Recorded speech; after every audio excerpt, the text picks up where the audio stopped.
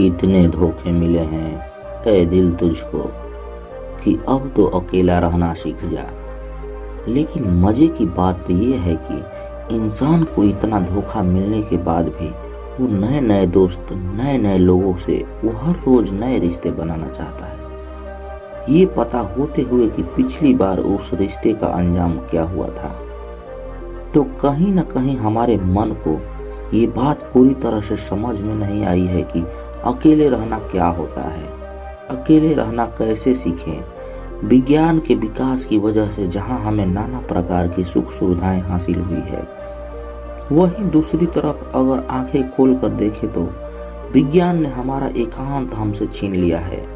इतने मनोरंजन पैदा कर दिए हैं कि इंसान खुद के साथ वक्त बिताना भूल गया है। जब भी उसको खाली वक्त मिलता है वो या तो अपना मोबाइल चलाने लगता है या किसी से बातों में लग जाता है, और इसी वजह से इंसान अपने साथ रहने की कला भूल चुका है। अपने साथ, अपने अकेलेपन, अपने एकांत का आनंद कैसे लें, उसके साथ कैसे बने रहें, निरंतर उसका क्या फायदा होता है। आज हम इन सभी बातों पर एक बौद्ध कहानी सुनाने वाले हैं। इस बौद्ध कहानी में आपको ये पता चलेगा कि अकेले खुश कैसे रहें, साथ ही आपको ये भी पता चलेगा कि अकेले रहने से क्या फायदा होता है, अकेले रहने के क्या परिणाम होते हैं। इससे पहले कि आप इस कहानी की भावनाओं में खो जाएं, इस चैनल को सब्सक्राइब जरूर कर लीजिए। तो चलिए कहानी शुरू करते हैं। सेठ धर्मानंद दिल का बहुत ही संवेदनशील व्यक्ति था। उसके पास किसी भी सुख सुविधा का कोई भी कमी नहीं था। इतना धन उसने अर्जित कर लिया था कि उसकी 7 पुश्तें बैठकर खा सकती थी। लेकिन उसने अपनी धन संपत्ति पर कोई भी अहंकार नहीं किया था। वो किसी को अपने से छोटा नहीं समझता था।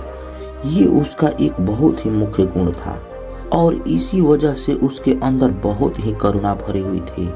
और जब भी कोई आदमी उससे मदद मांगता तो वो हरगिज ना नहीं कर पाता था। अगर वो कहना भी चाहता तो भी करुणावश वो किसी की मदद कर दिया करता था। अब लोगों को धीरे धीरे सेठ धर्मानंद की ये संवेदनशीलता और ये करुणा पता चल गई थी, और लोगों ने इसका फायदा उठाना शुरू कर दिया। अब लोग जानबूझकर सेठ धर्मानंद के आगे दुखी होने का दिखावा करते, एक अभिन्न करते, और सेठ धर्मानंद उनकी बातों को सच समझकर उनकी सहायता करता रहा। लेकिन उसके मन को फिर भी तसल्ली थी कि वो जरूरतमंदों की मदद कर रहा है।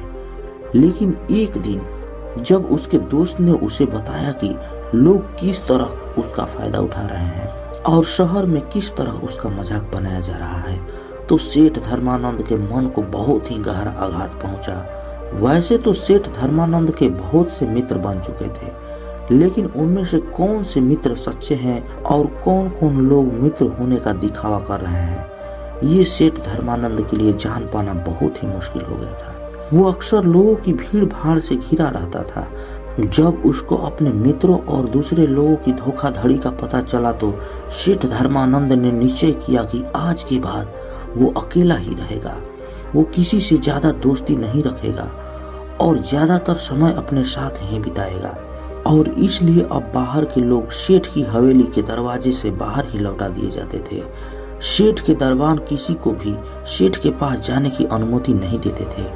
लेकिन कुछ समय अकेले रहने के बाद सेठ धर्मानंद का मन उबने लगा। अब उसे किसी महफिल की जरूरत थी। उसे अपने वो दोस्त याद आने लगे जिनके साथ बैठकर वो जीवन के मजे लिया करता था। लेकिन तभी उसे ये भी याद आ जाता था कि किस तरह के दोस्तों ने उसे बेवकूफ बनाया और करुणा का अभिनय करके उसका कितना सारा धन उसे ले लिया। इसलिए वो चाहकर भी ऐसे दोस्तों के संगत नहीं चाहता था। लेकिन अब उसके मन अकेले में उबने लगा था। इसलिए उसने अपने दोस्तों से संपर्क ना करके एक सत्संग में जाना शुरू कर दिया। उस सत्संग में ज्ञान की बातें हुआ करती थी, ज्ञान के उपदेश हुआ करते थे और दूसरों के विचार भी सुने जाते थे। सेठ धर्मानंद को वहां जाकर बहुत अच्छा लग रहा था। उसे बहुत आनंद मिला और वो रोज नित्य रूप से उस सत्संग में जाने लगा और ज्ञान के उपदेश सुनने लगा। सत्संग में अक्सर सेठ धर्मानंद अच्छे अच्छे वक्तव्य पेश करके अपने ज्ञान को भी जाहिर करता था, और ये बात किसी से छुपी हुई नहीं थी कि तर्क वितर्क में सेठ धर्मानंद का कोई भी सानी नहीं है। लेकिन फिर भी सेठ धर्मानंद के मन में कोई भी आनंद की झलक नहीं थी। इतना ज्ञान होने के बाद भी वो अपने अंतर ज्ञान से एकदम अलग था। इतना बाहरी ज्ञान होने के बाद भी वो अपने अंतर ज्ञान से एकदम अछूता था और इसी वजह से उसके जीवन में आनंद की कोई झलक नहीं थी। अक्सर सत्संग के उपदेशों में ध्यान का चर्चा हुआ करती थी। इस पर सेठ धर्मानंद वक्तव्य तो बहुत पेश करते थे, लेकिन उन्होंने ध्यान की तरफ अपना पहला कदम भी नहीं उठाया था। आपको चाहे सेब की सारी खूबी पता हो कि सेब दिखने में कैसा होता है, सेब का स्वाद कैसा होता है, सेब के ये फायदे होते हैं, लेकिन जब तक आप सेब को खाएंगे नहीं तब तक आपको उसका स्वाद नहीं पता चलेगा। यही बात सेठ धर्मानंद पर भी लागू होती थी। वैसे तो उन्हें पूरा ज्ञान था, लेकिन उन्होंने ज्ञान का रस, एकांत का रस, अकेलेपन का रस अभी तक चखा नहीं था। एक दिन उस सत्संग में एक बौद्ध भिक्षु आ पहुंचे। दूर दूर तक उनकी ख्याति थी। उनके ज्ञान के बारे में प्रदेश भर में चर्चाएं होती थी। तो आज सेठ धर्मानंद को एक मौका मिला था कि वो अपने तर्क वितर्क से उस बौद्ध भिक्षु को पछाड़ देगा और उसके बाद समाज में उसकी और भी इज्जत बढ़ जाएगी। लोग उसको और भी बड़ा ज्ञानी समझने लगेंगे। यही सोचकर वो खुश हो रहा था। तभी वहां पर बौद्ध भिक्षु आ पहुंचा। बौद्ध भिक्षु शांत भाव से चलता हुआ अपने आसन पर जाकर बैठ गया। सेठ धर्मानंद सभी के तर्कों को काटकर अपना तर्क सबसे ऊपर रखते हुए उन्होंने सोचा कि एक बार ये बौद्ध भिक्षु तर्क वितर्क पर उतर आए, फिर देखो मैं इनके तर्कों को कैसे काटता हूँ। तर्क वितर्क होते रहे और उस बौद्ध भिक्षु ने कुछ नहीं बोला। वो बस शांत भाव से मुस्कुरा रहा था। आखिर में जब वो सत्संग खत्म हुआ तो सेठ धर्मानंद से रहा नहीं गया और आखिर में उन्होंने बौद्ध भिक्षु से पूछ ही लिया कि मैं आपके ज्ञान की चर्चा बहुत सुनी है, लेकिन आप तो सभा में कुछ बोले ही नहीं, आप तो एकदम मौन बैठे रहे। ये सुनकर बौद्ध भिक्षु मुस्कुराते हुए कहा कि आखिर में सारे ज्ञान को भूल जाना होता है। मेरे को आपके तर्क वितर्क पर कोई विवाद नहीं था। मैं तो बस अपने अकेलेपन का आनंद ले रहा था, अपने एकांत के रस में डूबा हुआ था। ऐसा नहीं है कि तुम लोगों की बात नहीं सुन रहा था, मैं तुमको परिपूर्ण रूप से सुन रहा था, लेकिन मेरे मन में आपके प्रति कोई प्रतिरोध नहीं था। मैं जानता हूँ कि शुरुआत में आदमी ज्ञान इकट्ठा करता है, लेकिन अगर वो ज्ञानी होने की भूल में पड़ जाएगा, अगर वो ये सोचेगा कि मैं तो ज्ञानी हो चुका हूँ, तो वो सबसे बड़ा अज्ञानी ही रह जाएगा।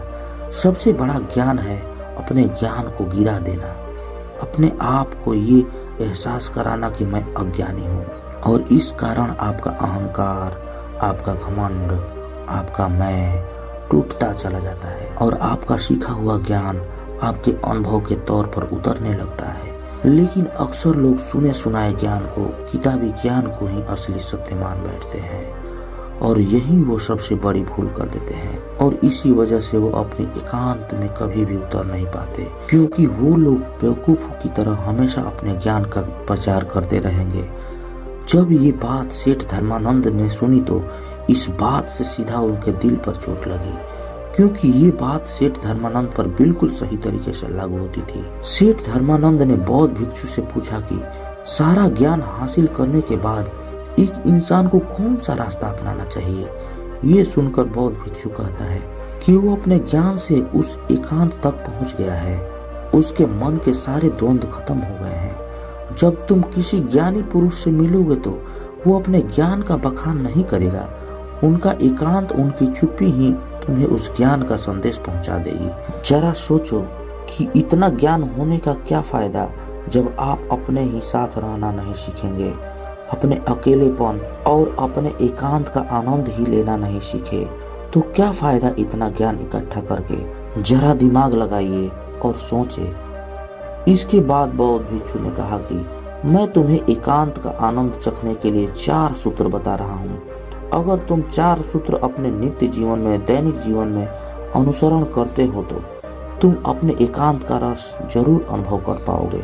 और अगर एक बार तुमने अपने एकांत का अनुभव कर लिया, उसका रस चख लिया, तो फिर तुम्हें अपने मन को खुश करने की किसी मनोरंजन, किसी वस्तु की या किसी आदमी की कोई आवश्यकता नहीं होगी। वो रस, वो आनंद परमानंद बन जाएगा। वो हमेशा आपके साथ चलेगा, क्योंकि वो किसी चीज से बाधा हुआ नहीं है। सबसे पहला सूत्र ये है कि अपने अंदर ये उत्सुकता बनाओ कि खुद को जानना क्यों जरूरी है। अक्सर हम सबने सुना होगा कि खुद को जानना है, खुद को जानना ही सबसे जरूरी है। अगर आप इस सवाल को अपने मन के अंदर बैठा लेते हो तो स्वाभाविक रूप से आप खुद को जानने के लिए प्रेरित होंगे। लेकिन अगर आप यही नहीं जानते कि खुद को जानना क्यों जरूरी है, तो आप खुद को जानने की कोशिश क्यों करेंगे। इसलिए पहले समझो कि खुद को जानना क्यों जरूरी है। ये इसीलिए जरूरी है कि हम अपने आप को जानते ही नहीं हैं। हमने किसी बात पर कोई प्रतिक्रिया दी और कुछ देर बाद उस प्रतिक्रिया को लेकर हमें पछतावा होने लगा कि मुझे ऐसी प्रतिक्रिया नहीं देनी चाहिए थी, मुझे उनसे कुछ अलग तरीके का व्यवहार करना चाहिए था। आप करना कुछ चाहते हो, वो करवा कुछ देता है। आप तो गाली भी नहीं देना चाहते थे, लेकिन लड़ाई हुई और आपने चाटा तक मार दिया। आप नहीं करना चाहते थे, लेकिन आपसे तो हो गया। तो ये कौन है करवाने वाला? ये सारे सवाल जब आपके मन में उठने लगते हैं तो आपके अंदर ये उत्सुकता जागती है कि खुद को जानना जरूरी क्यों है। दूसरा सूत्र है कि नाना प्रकार के मनोरंजनों से, सुख सुविधाओं से अपना मन अलग करके उसे ध्यान के लिए प्रेरित करें। जब आप पहला सूत्र समझ लेते हैं कि खुद को जानना क्यों जरूरी है, उसके बाद दूसरा सूत्र आता है। हमारा मन अक्सर नाना प्रकार की सुख सुविधाओं से, नाना प्रकार के मनोरंजन से घिरा रहता है। अत्यधिक मनोरंजन मन को उबाने लगता है। जब आप कुछ देर तक अपना मोबाइल चलाते हैं तो कुछ देर बाद उससे ही मन ऊब होने लगती है, वही हमें परेशान करने लगता है। इसलिए वही मनोरंजन हमारे लिए ऊब का कारण हो जाता है। विज्ञान ने जहाँ नए नए आविष्कारों के जरिए बनाए हैं, उन्हीं आविष्कारों ने इंसान से एकांत छीन लिया है। और इसका सबसे बड़ा उदाहरण है मोबाइल। हम एक दिन भी अपने मोबाइल से दूर नहीं रह सकते। जरा एक प्रयोग करके देखना, एक दिन के लिए अपना मोबाइल स्विच ऑफ करके कहीं दूर रख देना और उसके पास आपको जाना तक नहीं है। आप उस एक दिन में परेशान हो जाएंगे। आपको समझ ही नहीं आएगा कि आप क्या करें, आप अपना समय कैसे व्यतीत करें, कैसे बिताएं। तो जरा सोचो, विज्ञान की एक छोटे सा आविष्कार, एक मोबाइल ने आपकी जिंदगी को अपने साथ कैसे बांध लिया है। आप ये देख पा रहे हैं, आप ये महसूस कर पा रहे हैं। इसलिए ऐसे मनोरंजन और ऐसी सुख सुविधाओं से अपने मन को खींचकर ध्यान के लिए प्रेरित करें। तीसरा सूत्र है, खाली रहने की आदत डालो। हम अक्सर जिम्मेदारियों में इतने व्यस्त हो जाते हैं कि खुद के लिए समय ही नहीं निकालते। बचा खुचा समय हमारा मोबाइल ले लेता है और इसलिए हम अपने आप को जानते तक नहीं हैं। लेकिन जब हम अपने साथ वक्त बिताने लगते हैं तो हमें अपनी प्रवृत्तियां पता चलने लगती है। और चौथा सूत्र है, संसार में रहकर अपने एकांत में स्थिर रहना सीखो। हम सांसारिक चीजों से और यहाँ के लोगों से या तो बहुत ज्यादा जुड़ जाते हैं या उनसे घृणा करने लगते हैं। ना आपका कोई मित्र होगा और ना ही कोई शत्रु होगा। आपके लिए सब जीवन एक समान है, आपके लिए सब जीव एक समान है, आपकी दृष्टि सभी जीवों के लिए एक समान है। इतना उन्नत हो चुके हैं कि आप अपनी जिम्मेदारियों का निर्वाह करते हुए, लोगों से मिलते हुए, मनोरंजन करते हुए अपने मन के एकांत को स्थिर रख पाते हैं, अपने मन के एकांत को बरकरार रख पाते हैं। लेकिन यहाँ तक पहुँचने के लिए आपको पीछे पलटकर खुद को जानना होगा, खुद के साथ वक्त बिताना होगा। बेवजह के मनोरंजन से अपने चित्त को दूसरी दिशा में ले जाना होगा, जहाँ पर उसका मनोरंजन ध्यान के द्वारा होगा। आपको कोई भी धोखा नहीं दे सकेगा, क्योंकि कोई भी आपके मन की उतना करीब या उतना दूर नहीं है। आपके लिए सब एक समान है, इसीलिए किसी का भी धोखा आपके ऊपर आघात नहीं करेगा। ये सुनकर सेठ धर्मानंद ने उस बौद्ध भिक्षु के पैर छुए और इन बातों का निरंतर अभ्यास करते हुए उन्होंने वो कला हासिल की जिसे हम कहते हैं अपने एकांत का मजा लेना, अपने एकांत में डूब जाना, अपने अकेले का मजा चखना। तो दोस्तों, कैसी लगी ये कहानी आपको? कमेंट सेक्शन में जरूर बताना और अच्छी लगी तो इस चैनल को सब्सक्राइब जरूर करना।